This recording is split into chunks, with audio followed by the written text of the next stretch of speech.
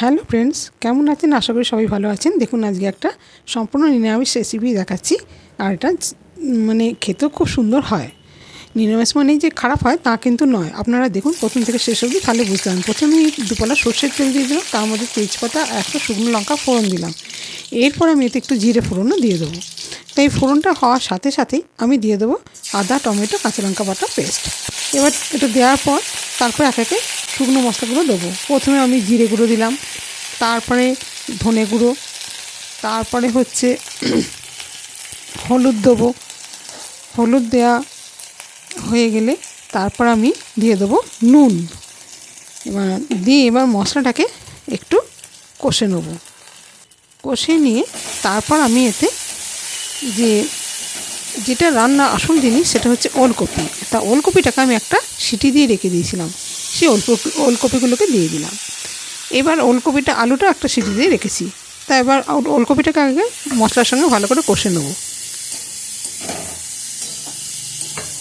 এবার কষে নিয়ে এতে আলুটাও দিয়ে দেবো। আলুটাও দিয়ে একসঙ্গে কষে নেব। এবার এতে কষে নিয়ে এতে একটু সামান্য কাশ্মীরি লঙ্কাগুলো দেবো। কাশ্মীরি লঙ্কাগুলো, এমনি লঙ্কাগুলো দুটোই দিয়েছি। তা দেওয়া হয়ে গেলে এবার আমি ভালো করে এটাকে কষে নিয়ে তারপর আমি এতে জল দেবো। যাতে নিরামিষ রান্না একটু কষে ভেজে রান্না করলে তরকারির স্বাদই আলাদা হয়ে যায়। তা আমি জলটা দিয়ে দিলাম, আর একটু জল দেবো যাতে এগুলো সব সেদ্ধ হয়। এবার সেদ্ধ হতে তো একটু সময় যাবে। এবার এটা যেহেতু গামাকা করবো, খুব বেশি জল দেবো না, তাহলে আর একটু দেবো। দিয়ে এবার এটাকে ফুটতে দেবো। মিনিট 15 পর দেখাচ্ছি খুলে, দেখুন। এরপর আমি একটু ঘি দিয়ে দিলাম। ঘি দেওয়া হয়ে গেলে এতে দিয়ে দেবো একটু গরম মশলা। এবার গরম মশলাটা দিয়ে আর এতে কিছু মশলা আমি ব্যবহার করব না, তাহলেই আমার সব কিছু দেওয়া হয়ে গেল।